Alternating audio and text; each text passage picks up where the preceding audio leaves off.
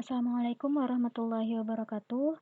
Sebelum kita belajar, alangkah baiknya kita membaca basmalah bersama-sama. Bismillahirrahmanirrahim.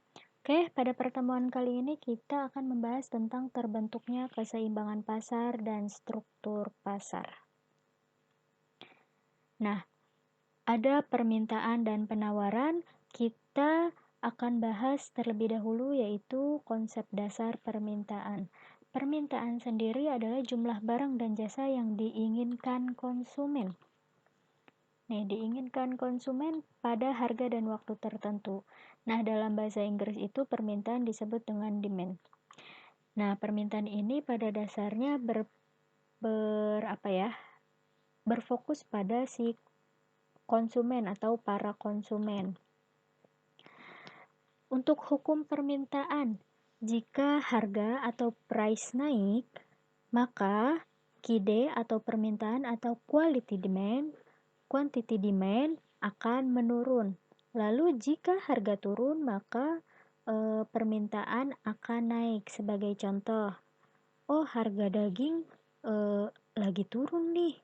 Harga daging lagi turun. Berarti biasanya konsumen itu akan banyak permintaan, maksudnya banyak konsumen yang meminta daging gitu, yang membeli daging. Nah, suatu ketika harga daging naik, maka para konsumen akan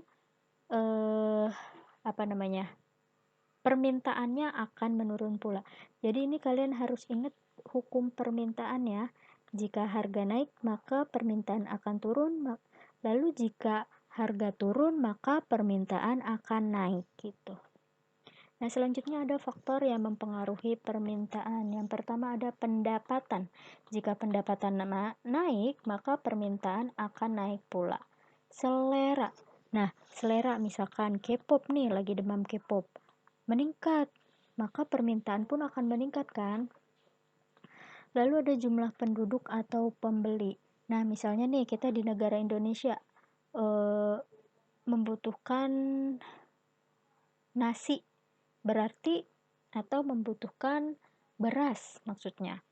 Berarti jika jumlah penduduk atau pembeli ini semakin meningkat, maka permintaan pun akan meningkat. Lalu perkiraan harga di masa depan. Nah, perkiraan harga di masa depan ini kalian akan tahu nih, misal beli tiket hari lebaran itu pasti mahal kan? H-3 itu udah pasti mahal beli tiketnya. Berarti kalian harus menyiasati membelinya itu sebulan, H-2 bulan dari hari lebaran. Soalnya kalian tahu nih perkiraan harga di masa depan itu akan naik. Jadi permintaannya akan naik pula. Lalu harga barang substitusi. Nah, harga barang substitusi di sini itu harga barang pengganti. Nah, substitusi ini pengganti. Contohnya, misal nih, ada daging ayam dan daging ikan. Nah, pada saat harga daging ayam naik, maka permintaan ikan akan meningkat karena para konsumen akan memilih daging ikan yang harganya lebih murah, seperti itu. Lalu harga barang komplementer atau harga barang pelengkap. Misal ada kopi dan ada gula. Pada saat harga kopi turun, maka permintaan terhadap kopi dan gula akan meningkat gitu. Jadi ini adalah barang pelengkap dan ini adalah barang pengganti. Lalu ada intensitas kebutuhan. Misal nih, rumah tangga A itu ada 5 orang dan rumah tangga B ada 3 orang. Artinya, antara kebutuhan rumah tangga A dan rumah tangga B itu pasti permintaannya berbeda kan? Lebih banyak permintaan di keluarga A atau rumah tangga A, yaitu 5 orang. Lalu perkiraan pendapatan di masa depan. Misal nih, kalian kerja, tahun besok pasti saya naik gaji nih karena ada tunjangan dan lain-lain. Nah, perkiraan pendapatan di masa depan ini kalian akan ngelis nih. Berarti permintaan akan naik pula. Seperti itu. Lalu ada jenis permintaan. Yang pertama ada efektif, potensial, dan mutlak atau absolut. Efektif, permintaan yang diikuti dengan transaksi pembelian. Jadi udah kalian BM nih atau banyak mau apa ya, kepengenan atau permintaan kalian tuh udah ngelis terus langsung diikuti dengan transaksi pembelian, itu efektif. Lalu potensial, permintaan yang disertai kemampuan membeli namun belum terjadi transaksi pembelian. Nih dia udah mampu nih, tapi karena ada lain hal belum terjadi transaksi pembelian, itu potensial. Lalu yang ketiga ada mutlak atau absolut, permintaan yang tidak disertai daya beli konsumen. Nah, pasti ini ada hal lain yang menyebabkan si konsumen ini tidak jadi beli gitu. Jadi ada 3 jenis permintaan, yaitu efektif, potensial, dan mutlak atau absolut. Nah, penyebab hukum permintaan tidak berlaku. Nah, ini faktor penyebab hukum permintaan tidak berlaku. Maksudnya ini pengecualian terhadap hukum permintaan. Nah, jadi kasus perubahan harga barang yang akan diikuti oleh perubahan jumlah barang yang diminta tidak berlaku untuk kasus-kasus 4 ini nih, ada barang inferior, prestis, hubungan harga dan kualitas, prediksi harga naik terus-menerus.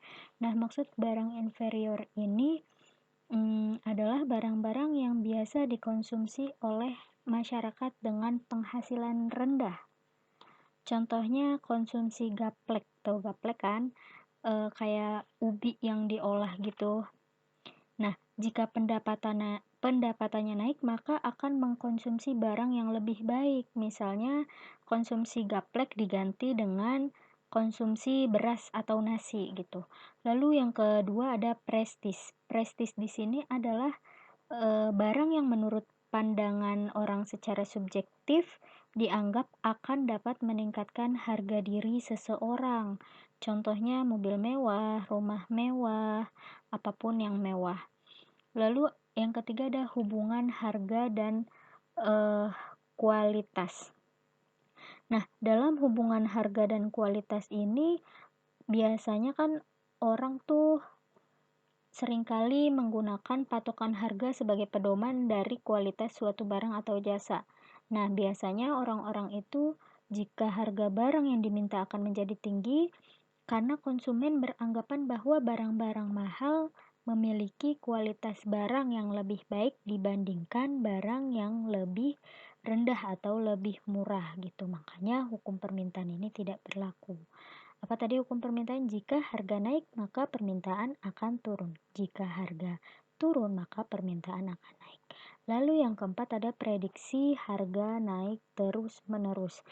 Nah, misalkan prediksi harga terus-menerus ini orang-orang udah menspekulasikan bahwa nilai BBM naik nih, harga BBM naik. Nah, masyarakat biasanya melakukan pembelian secara besar-besaran dengan harapan nanti bisa dijual dengan harga yang lebih tinggi atau bisa disebut dengan menimbun barang gitu. Nah, yang kedua ada konsep dasar penawaran. Untuk pengertian penawaran, jumlah barang dan jasa yang ingin dijual oleh produsen. Kalau permintaan itu ingin diminta oleh konsumen. Nah, ini dijual oleh produsen pada tingkat harga dan waktu tertentu. Nah, dalam bahasa Inggris sebutnya supply.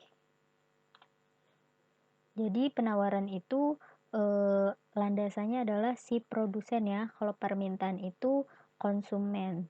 Nah, hukum penawaran berbanding terbalik dari hukum permintaan. Jika harga naik, maka penawaran akan naik pula. Jika harga turun, maka jumlah penawaran akan turun pula. Oke, sebentar. Nah, dalam hukum penawaran ini, faktor-faktor yang mempengaruhi penawaran ada 8, yaitu ada harga. Nah, jika harga barangnya naik, maka penawarannya akan naik pula nih jumlah penawarannya. Lalu ada biaya produksi. Jika biaya produksi naik, maka jumlah penawarannya pun akan naik gitu. Faktor teknologi, jumlah produsen atau penjual, kondisi alam, perkiraan harga di masa depan, lalu ada harga barang substitusi atau harga barang pengganti, lalu ada kebijakan pemerintah. Oke, jadi perlu kalian ingat bahwa permintaan dan penawaran. Permintaan itu berfokusnya pada apa yang diminta oleh konsumen, dan penawarannya itu apa yang ditawarkan oleh atau apa yang dijual oleh produsen. Nah, gitu. Untuk hukum permintaan, jika harga naik, maka permintaan akan turun. Nah, jika harga turun, maka permintaan akan naik. Perlu diingat. Sebaliknya, jika hukum penawaran, jika harganya naik, maka jumlah penawaran atau jumlah barang yang dijual akan naik pula. Lalu jika harga turun, maka jumlah penawarannya akan turun. Nah, biasanya kan produsen itu, oh harganya naik nih, ya udahlah jumlah penawarannya pun dia banyakin nih biar supaya keuntungannya akan lebih banyak. Nah, kalau misalkan harga turun, maka jumlah penawarannya akan diturunkan pula karena keuntungannya hanya sedikit gitu. Nah, dalam permintaan dan penawaran itu berlaku pada asumsi ceteris paribus. Ceteris paribus ini yaitu hanya satu faktor yang mempengaruhi suatu variabel karena faktor lain dianggap tidak berubah. Hukum permintaan dan penawaran berlaku asumsi ceteris paribus, artinya hanya faktor harga saja yang mempengaruhi, sedangkan faktor lain dianggap tetap. Kita kan tadi udah ngebahas nih faktor-faktor yang mempengaruhi permintaan dan penawaran. Nah, kalau misalkan asumsi ceteris paribus ini hanya dipengaruhi oleh faktor harga saja. Contohnya, si A dan si B. Nah, ini sama-sama berpenghasilan 2 juta nih. Nah, 2 juta ini si A ini ternyata beli jeruk 2 kilo. 2 kilo yang harganya 30.000. Ini maaf ya kalau acak-acakan 30.000. Nah, si B yang penghasilannya 2 juta pula ternyata beli jeruknya 3 kilo. 3 kilo atau biasanya 50.000 lah contohnya ya. Nah, di sini yang mempengaruhi itu hanya harga saja. Jadi asumsi ceteris paribus ini faktor lain itu dianggap tetap, sedangkan dia hanya dipengaruhi oleh faktor harga saja. Oke, pembelajaran kali ini cukup di pengertian dan hukum permintaan penawaran. Selanjutnya kita akan membahas kurva permintaan dan penawaran. Oke, Ibu akhirnya Assalamualaikum warahmatullahi wabarakatuh. Jangan lupa dicek tugasnya.